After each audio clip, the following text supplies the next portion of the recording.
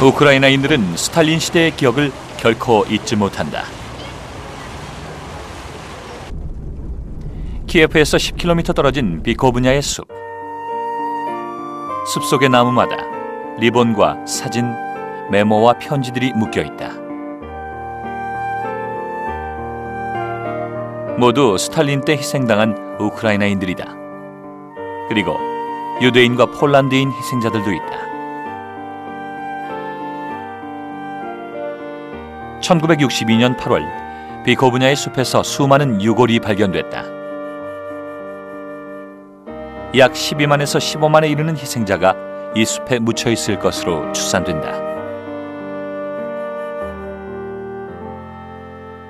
Це результати наших розкопок.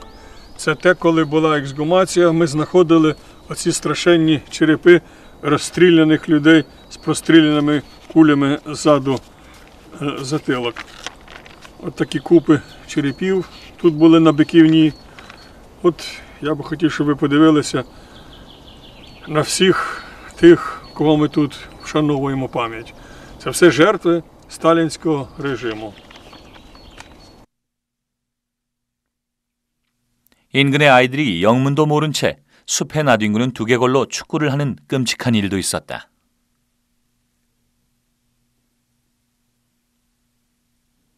Себто можна сказати, що ці дерева, які тут ростуть, це душі тих розстріляних людей. Вони ростуть прямо з їхніх кістяків. І ми кожен місяць, травень, кожного року вшановуємо пам'ять цих людей, тут вбитих.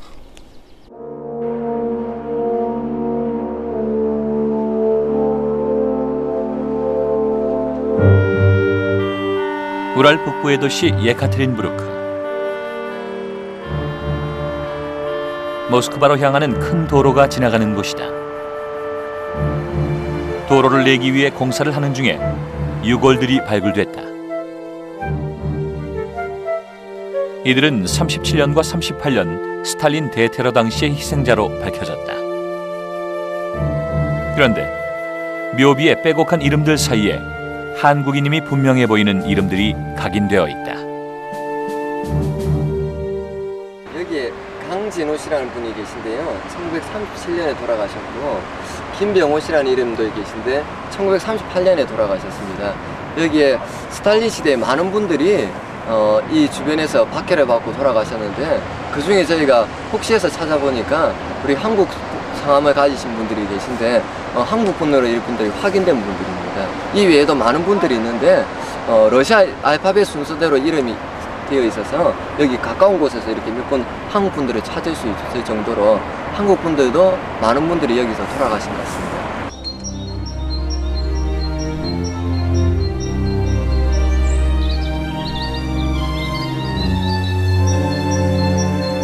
1937년과 38년 두 해 동안 소련 전역에서 150만 명 이상의 사람들이 체포됐다. 그리고 68만 명이 총살됐다.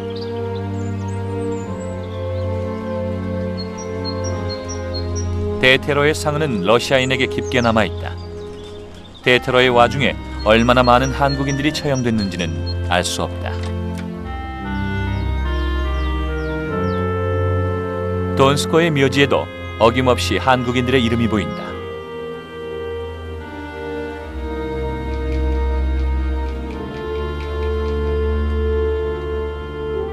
구 스베틀라나는 스탈린 시대에 처형된 한국인 희생자들을 찾아 책자로 정리하고 있다.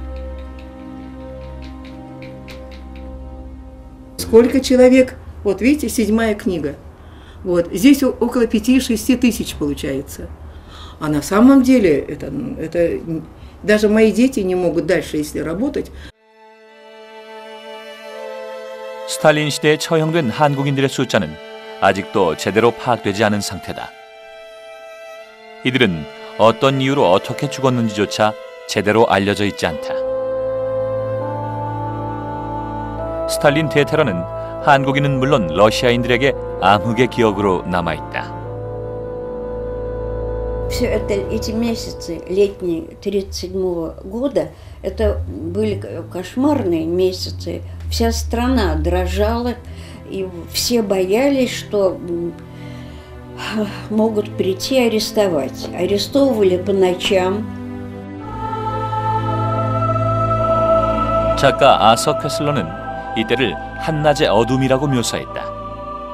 그것은 소련에서 사회주의 건설이 정점에 이른 바로 그 순간에 벌어졌던 대테러를 상징한 것이었다. 대테러의 시대에 안전한 사람은 오직 스탈린 자신뿐이었다.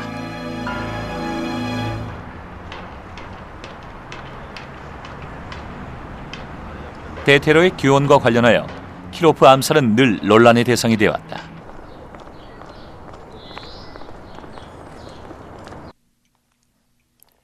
(1934년 12월 1일) 저녁, 레닌그라드 당 총서기 키로프는 스몰리 복도에서 암살자의 총에 뒷머리를 맞아 살해됐다. 키로프는 레닌그라드 당 총서기로서 1차 5개년의 산업화 기간에 많은 업적을 남겼다. 키로프는 스탈린의 친구이자 든든한 지원자였다. 그들은 매일 밤 전화를 주고받을 정도로 가까운 사이였다. You know, the assassination of Kirov is coming very close after the death of his wife, who was probably the other person that had any kind of human relationship with him. 스탈린의 부인 알릴루에바는 1932년에 자살했다. 이후 스탈린은 키로프와 더욱 가까워졌다.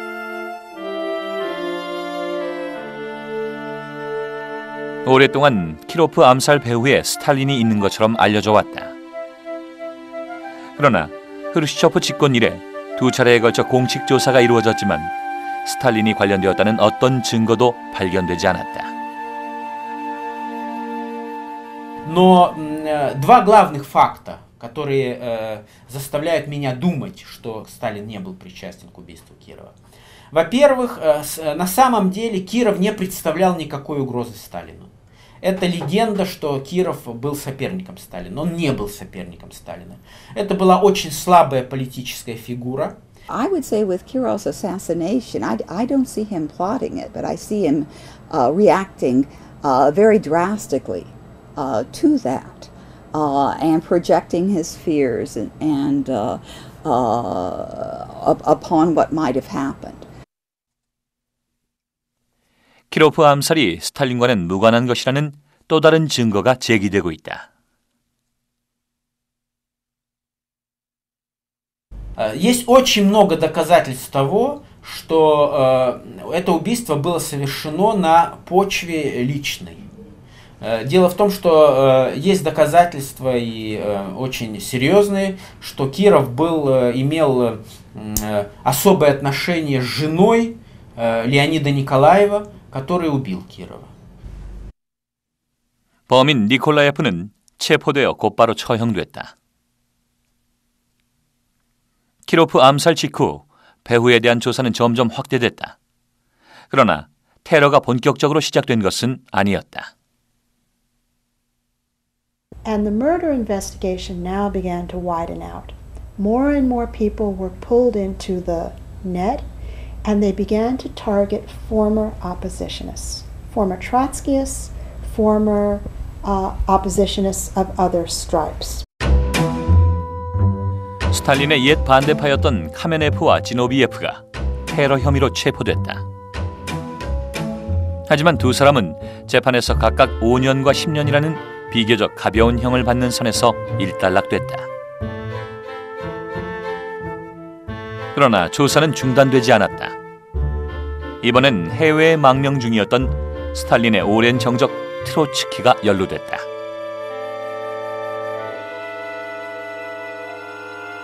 In January of 1936, there is a man by the name of Olberg who is arrested in Gorky.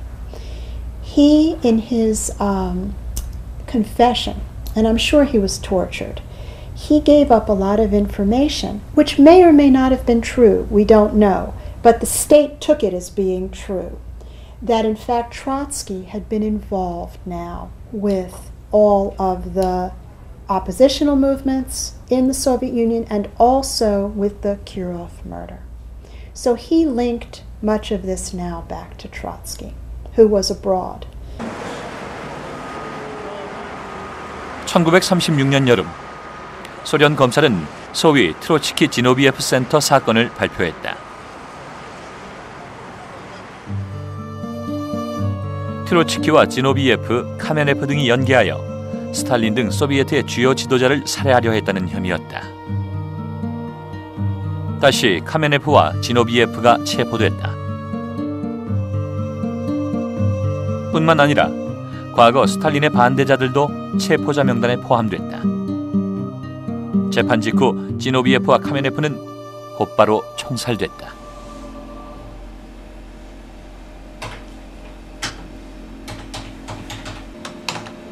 이리나 실리아프니코바는 과거 노동자 반대파의 지도자였던 고참 볼셰비키 실리아프니코프의 딸이다. 실리아프니코프 역시 이때 체포됐다. А в 1936 году уже повторно арестовывают. И опять по тому же самому Московскому центру рабочей оппозиции. Дел там нет, но их несколько человек арестовывалось. Там дело на целых 52 тома. И это самое. Вот тут уже он до 1937 года, до сентября, идет следствие, как бы. Ну, приписывают, как и всем тогда приписывали, терроризм, попытка убить Сталина и так далее и тому подобное. Вот такие вот самые обвинения. И приговаривают уже к высшей мере наказания, это 2 сентября.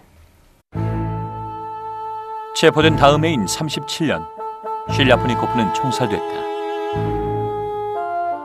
그의 부인 역시 체포되어 유배되고 남겨진 3남매는 각각 다른 고아원에 맡겨졌다. 트로츠키는 소련 내에서 벌어지는 일련의 사태에 경악했다. Stalin's trial against me is built upon false confessions extorted by modern inquisitorial method in the interest of the ruling clique. There are no crime in history more terrible in intention or execution than the Moscow trials of Zinoviev Kamenev and Radek Petakov. These trials developed not from communism, not from socialism, but from Stalinism.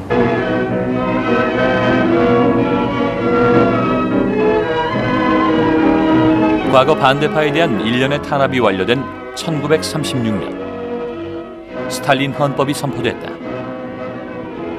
사회주의 승리에 대한 찬가가 소련 전역에 울려 퍼지고 있었다. 스탈린은 절대 독재에 도달했다. 하지만 그럼에도 불구하고 바로 이 시점에서 전대미문의 대테러가 시작된 것이다. Why the Great Purges? And this is one of the great mysteries because it doesn't seem to make sense. Why kill off your elite when there wasn't that much opposition to Stalin? If Stalin had carried out some purges earlier when there was opposition, that might be understandable. But by 1936, he had defeated everybody.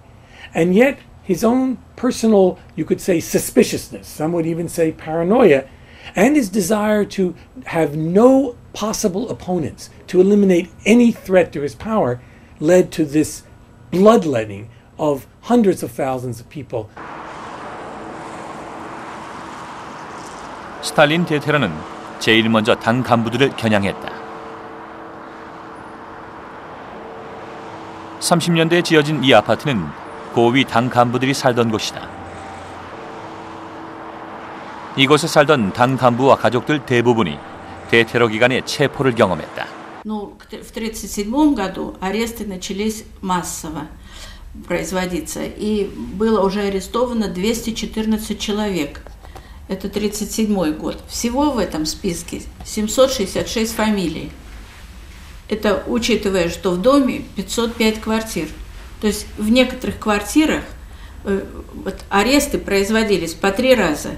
Жили в этом доме не только те, кого арестовывали, но и те, кто арестовывал. 대테러는 예조프에 의해 수행됐다. 때문에 37년과 38년의 대테러를 예조프 신화라고 불렀다.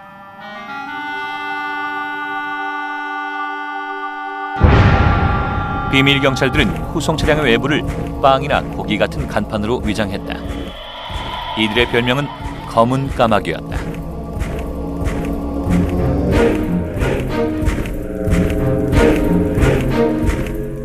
(1937년과 38년) 사이 사람들은 언제 들이닥칠지 모를 비밀 경찰에 대한 공포 때문에 밤마다 떨어야만 했다.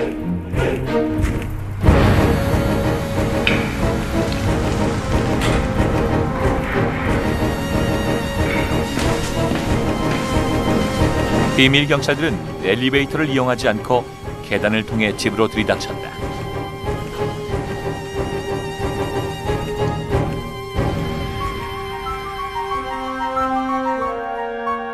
Я легла спать, и ночью я проснулась. Я проснулась от каких-то чужих голосов. Я надела халат, вышла и подошла к дверям его кабинета. Его уже не было. Ему не разрешили меня разбудить и попрощаться. Ему не позволили. 1937년 10월 12일 새벽, 법무인민위원이었던 안토노프 예프셴코가 체포됐다. 10월 혁명 당시에 그는 혁명을 이끌었던 고참 볼셰비키였다. 하지만 20년 후 그의 운명은 반혁명 분자로 바뀌었다. 발렌티나 찌하노바의 불행은 여기서 그치지 않았다. 아버지에 이어 어머니도 체포됐다. 넉 달 후 발렌티나 찌하노바의 부모는 같은 날 처형됐다. Ну, боялись все. Все боялись, все дрожали, потому никто не знал, чья очередь будет следующего. 1934년 제17차 당대회에서 선출된 대의원 중에서 1000명 이상이 총살됐다. 당 중앙위원회 위원은 70% 이상이 총살됐다.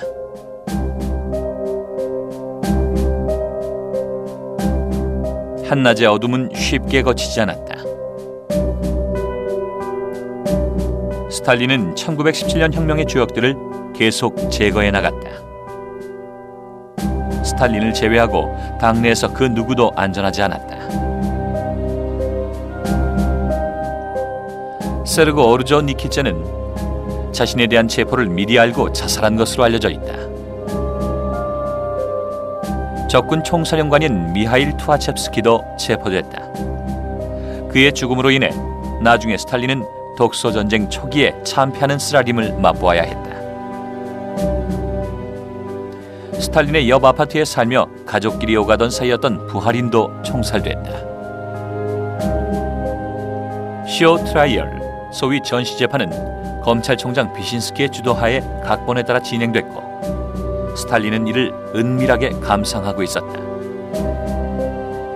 Что нынешние вредители-диверсанты, каким бы флагом они ни маскировались, троцкистским или бухаринским, давно уже перестали быть политическим течением в рабочем движении, что они превратились в беспринципную и безидейную банду профессиональных вредителей, диверсантов, шпионов, убийц. 1940년 멕시코에 망명 중이던 트로츠키가 암살됐다. 그것은 스탈린 테러의 대단원이었다.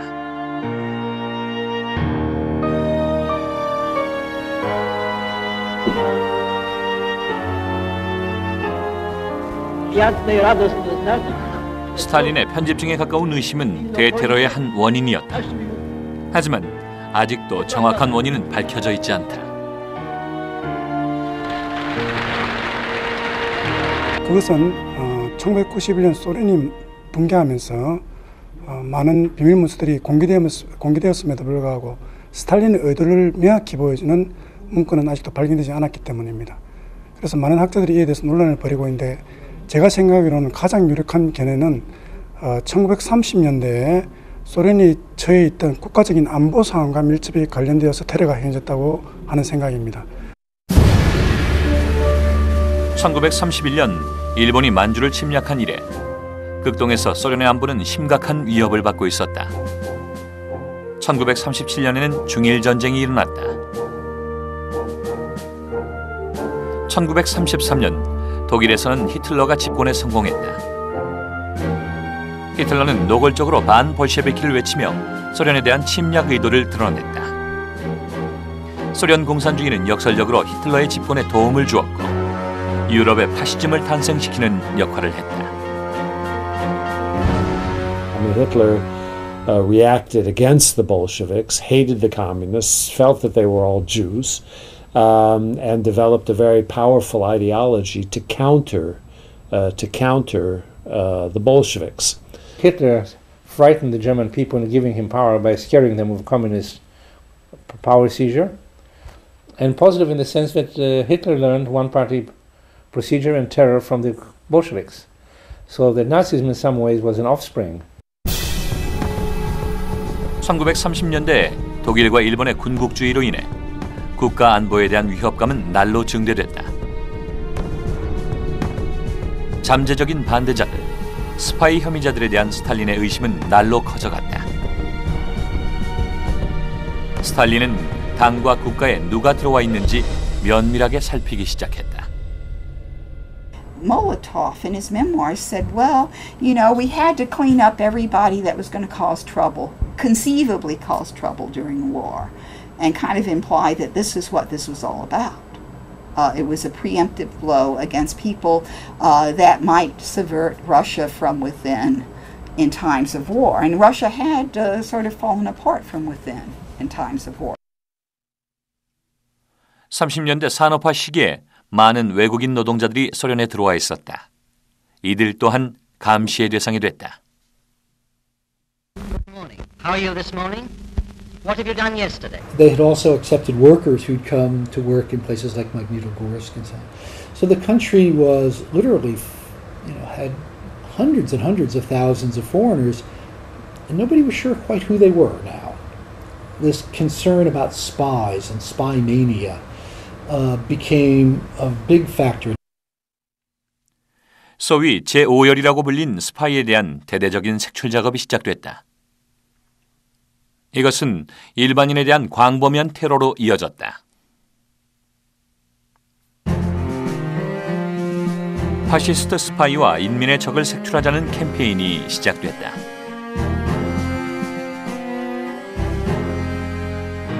대다수의 소련인들은 스파이들이 사회주의 체제를 파괴하려 한다는 당국의 캠페인을 그대로 믿었다. Они пытались отнять у рабочего класса всего мира самое ценное, самое дорогое, нашего любимого родного товарища Сталина. Никакой пощады врагам. Расстрелять всех до одного, как бешеных собак. Смерть изменникам Родины! There was much enthusiasm and expressed support for the Great Purges. But that was because people didn't understand what was actually going on, that innocent people, largely innocent people, were being killed. 무고한 일반인들이 인민의 적과 스파이 혐의로 고발되기 시작했다. 누가 언제 자신에 대한 밀고자가 될지 알 수 없는 상황이었다. 직장에서는 물론 친구, 심지어 가족까지도 믿을 수 없는 상황이 벌어졌다. 밀고가 밀고를 낳으면서 소련 사회 전체가 서로를 믿지 못하는 불신의 늪에 빠지게 된 것이다.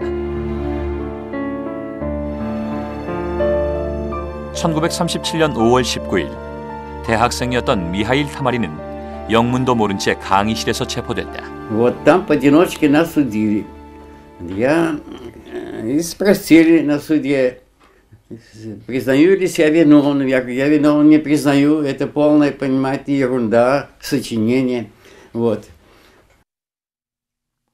평범한 대학생에 불과한 미하일 타마린에게 붙여진 죄목은 터무니없는 것이었다. За участие в контрреволюционной группе я был приговорен к 5 годам лагерей. Еще один товарищ к 5 годам, а 3 были к 8 годам присуждены. 특히 외국인들은 스파이 혐의와 관련하여 소련 사람보다 더 많은 의심을 받을 수밖에 없었다. 스탈린 대테러 시기에 수많은 무고한 한국인들이 체포되어 처형됐다. Ты кореец с тебя, вот ты японец с тебя, вот китайцев тоже, понимаете, по национальному признаку. Редко семья, которая обошлась без этого. Но это сумасшествие какое-то, я считаю, просто было. 외국 노동자 담당 출판부서에서 일하던 박진수는 테러 혐의로 체포되어 총살됐다. 함께 일하던 김다냐도 역시 반혁명분자 스파이라는 죄목으로 총살됐다. 주세죽은 사회적 위험 문제라는 이유로 카자흐스탄에 유배됐다. Вот, Подольская, это наша советская машина, Подольская. Мама, бедная, как она несла ее, такую тяжелую. 박 비비안나는 어머니 주세죽이 남긴 재봉틀을 아직도 간직하고 있다. 박 비비안나는 나중에 남로당의 최고 지도자가 된 박헌영과 주세죽 사이에서 태어났다. Это прислал он в 1946 году на память моей дочки Вивиане Пак. 29-4 46 год, Сеул, Корея. Он еще не переехал в Пхеньян, он еще в Сеуле был. Твой отец Пак Хин-йен, Ли Чун. 박헌영은 당시 소련을 떠나 있었기 때문에 살아남았지만 한국 전쟁 직후 미국의 스파이라는 혐의로 북한에서 처형됐다. 비슷한 시기인 1954년 주세죽도 소련 땅에서 생을 마감했다. Что он, конечно, не шпион. Я не верю в то, что он шпион, папа мой. Это неправда какая-то. И жалко, конечно, такая жизнь по тюрьмам все время. И у мамы такая жизнь ужасная все-таки потом в конце была.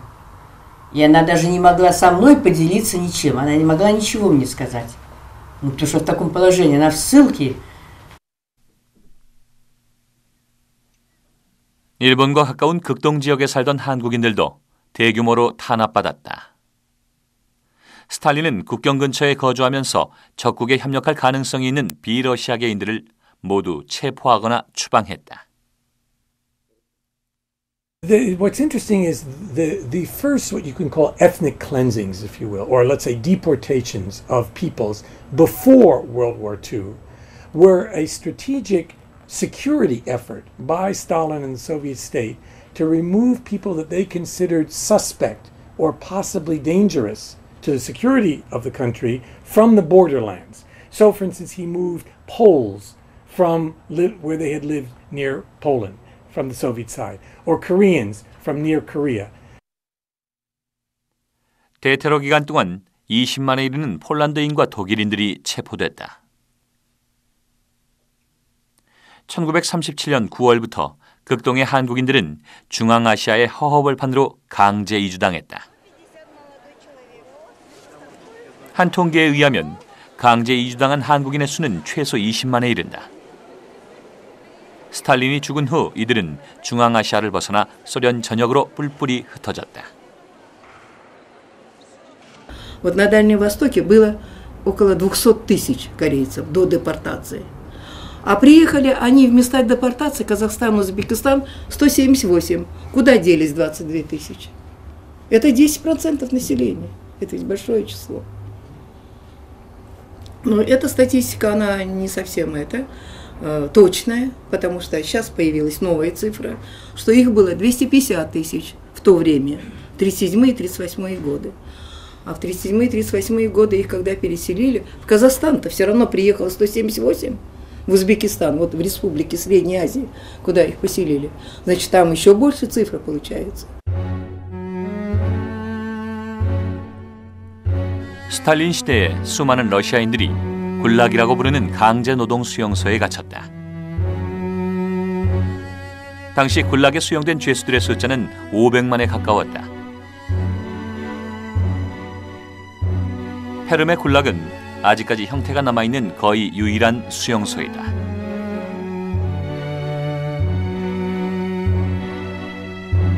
일반 죄수는 물론 숙청당한 정치범, 농업 집단화 시기에 끌려온 분홍 등 온갖 종류의 사람들이 굴락에 갇혀 있었다.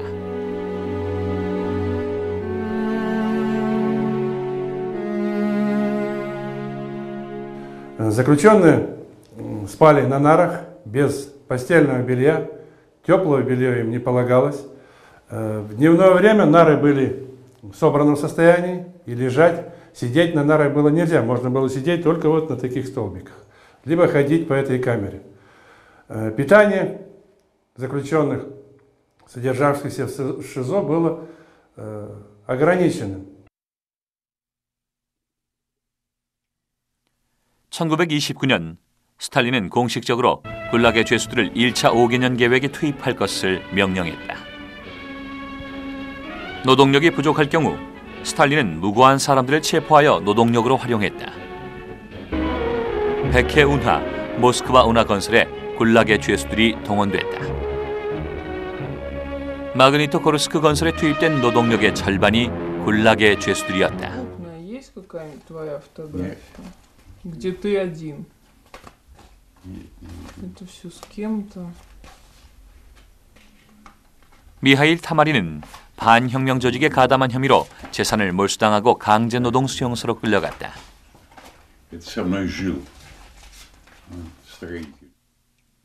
그는 당시 최대의 수용소였던 시베리아 동북부의 콜리마에서 5년간 수용소 생활을 했다.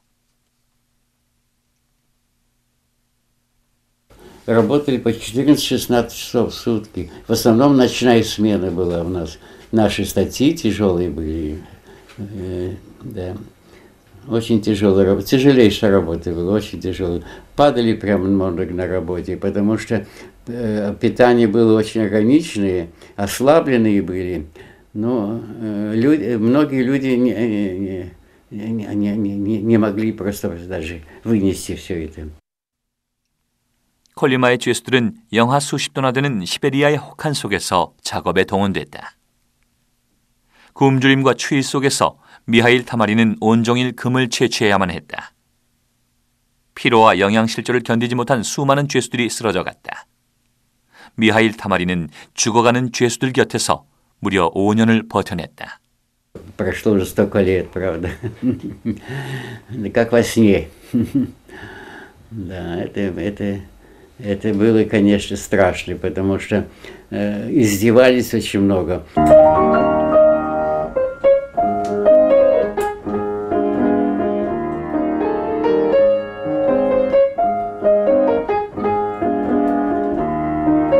미하일 타마린의 손녀 율리아는 피아노 교사다. 1995년 정부에서 제공한 아파트에서 미하일 타마린은 손녀와 함께 살고 있다.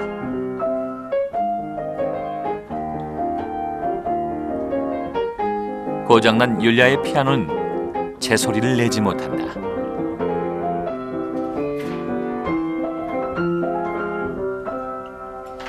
간신히 소리를 내는 피아노 음처럼 미하일 타마린의 삶도 힘겹게 어둠의 시대를 지나왔다. 그러나 대테러의 상흔은 그대로 남아있다.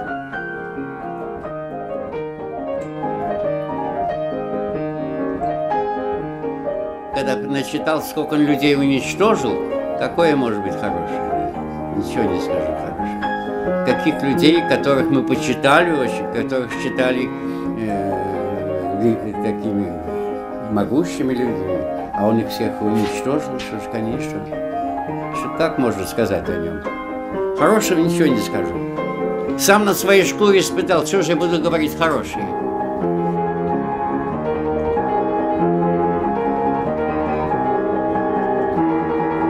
러시아 혁명은 최종적으로 스탈린주의로 변질됐고 또 스탈린주의로 완결됐다.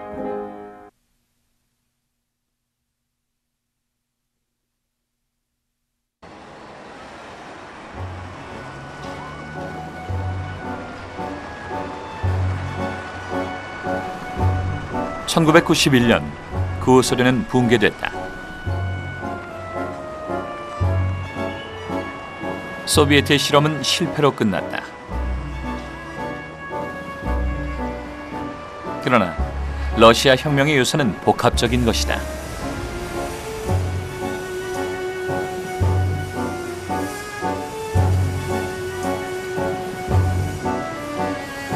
러시아 혁명을 통하여 노동자들은 처음으로 자신의 힘으로 삶을 변화시키고 세계를 건설할 수 있다는 사실을 깨달을 수 있었다.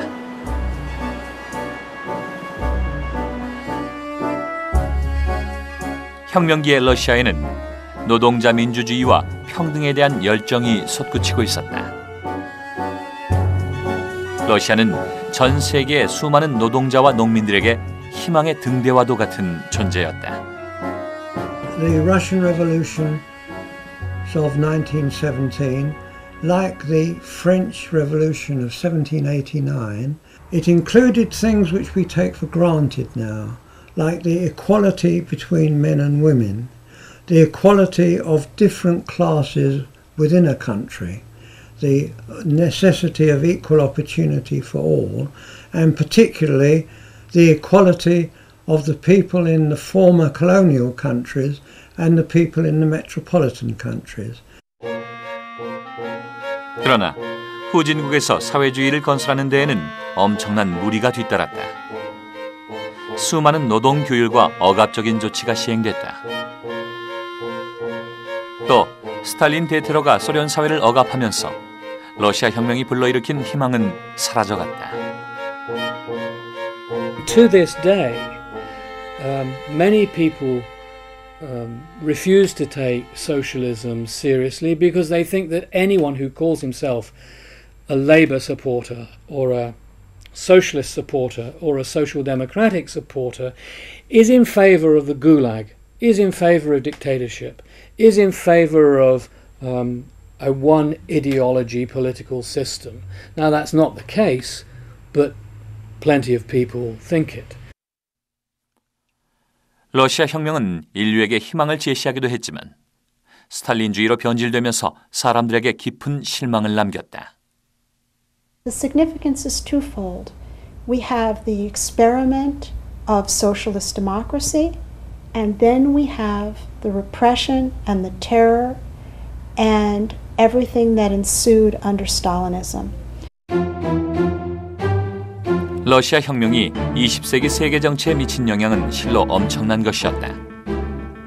볼셰비키들에게 반발하여 히틀러와 나치들이 권력을 장악했고 유럽에는 파시즘이 등장했다. 러시아 혁명은 식민지 해방운동과 깊은 관련을 맺었으며 중국 혁명에 결정적인 영향을 미쳤다. 냉전기 소련은 미국과 대결했고 한국 전쟁과 쿠바 혁명, 베트남 전쟁에도 영향을 끼쳤다. It's very tempting nowadays to look at it with disdain and dismiss it as gone forever, but I would argue that this might be a mistake. We have to keep in mind that even after the crimes of the Stalinist regime were exposed, still in China and Korea, and Northern Korea and Vietnam, communist regimes continued their revolution that practically went along the patterns that established by Stalin, with full awareness of the calamities brought by the Stalinist revolution. 러시아 혁명의 요소는 한반도에도 남았다. 해방 후 북한에는 스탈린식 체제가 건설됐다. 러시아 혁명이 한반도 이북에 남긴 유산은 북한 정권의 수립입니다. 스탈린 체제가 파시즘의 소비에트 양식이라면 북조선은 러시아 혁명 또는 사회주의를 그런 양식으로 수용한 셈입니다. 러시아 혁명이나 사회주의를 그것 자체로부터가 아니라 소련의 경험을 통해서 수용했기 때문입니다. 스탈린주의는 인간성에 깊은 상처를 남겼다. That feeling of traumatization hasn't left the Russians yet. Now, we don't yet really know enough about North Korea to be sure, but I would be astounded if when the North Korean dictatorship falls, we do not find that it will take decades for the North Koreans to come out of their mental and political and social framework of attitudes before they can become like the other Koreans. 또한 스탈린주의는 남한에도 부정적인 영향을 미쳤다. 분단 이후 사회 경제적 평등에 관한 논의는 오랫동안 위축됐다. The way the revolution turned out, and thinking in particular about Stalinism, tremendous damage was done to the idea of socialism being capable of making life better for people, of it being a viable alternative way of life, way of organizing a society to capitalism.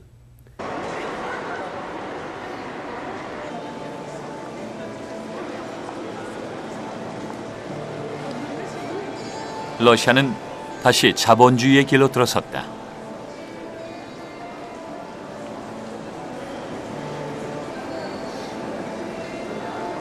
그러나 러시아가 앞으로 어딜 향해 갈지는 예측하기 힘들다. Сегодняшняя Россия – это достаточно типичная страна периферийного капитализма. Это, безусловно, капиталистическая страна, страна, безусловно, с рыночной экономикой, с буржуазным общественным порядком и страна с недемократическим типом капитализма.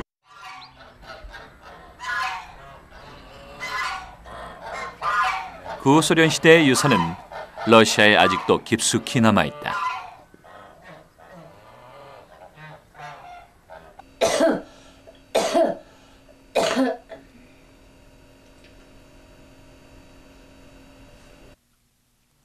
퓨트르 트로피모는 구소련 시절 집단 농장의 트랙터 기사였다. 하지만 그는 지금 아픈 부인 하나조차 제대로 된 치료를 해줄 수가 없다.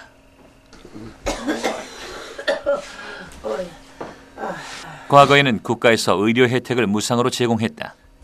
아파트와 교육도 무상이었다.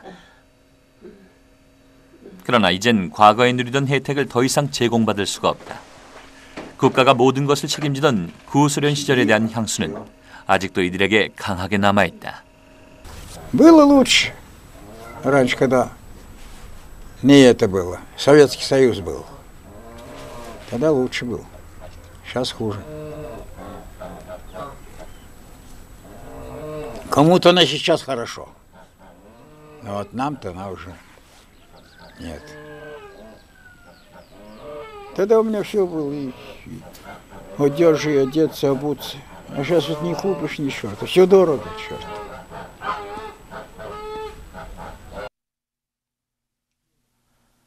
모든 사람이 평등해야 한다는 의식, 안정된 사회 질서에 대한 향수도 아직 강하게 남아있다.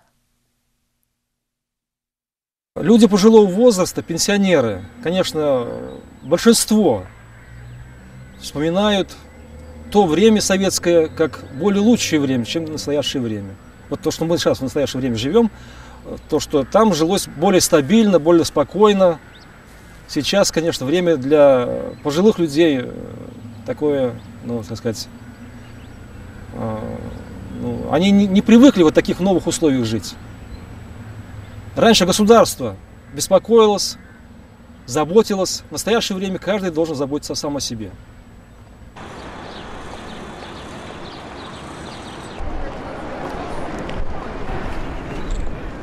(4월 22일은) 레닌의 생일이다. 이날도 크레물린의 레닌 묘에 참배하기 위하여 많은 사람들이 모여들었다.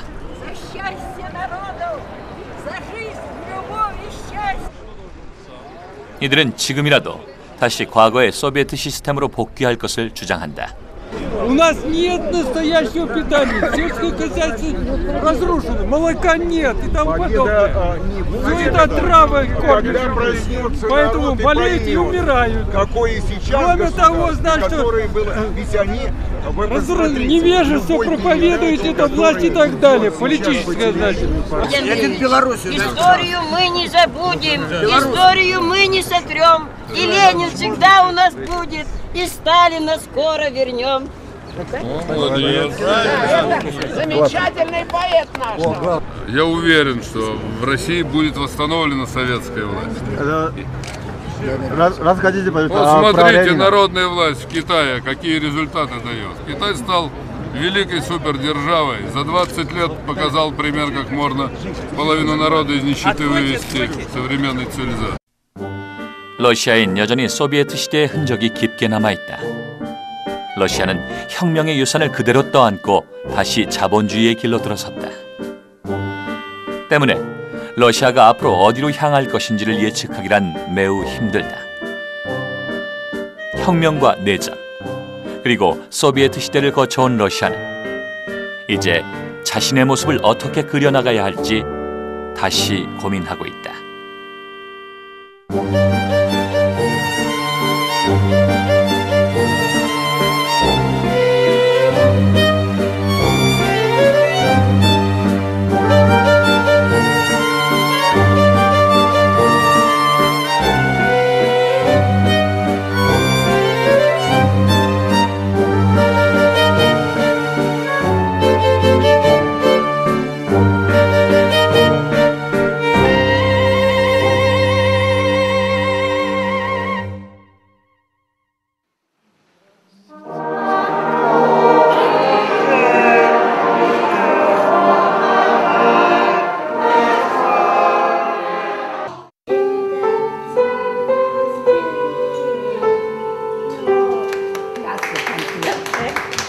Dass dann Freude aufkommt, obwohl viel Schmerzen und viel Leiden und viel Behinderungen zu sehen sind.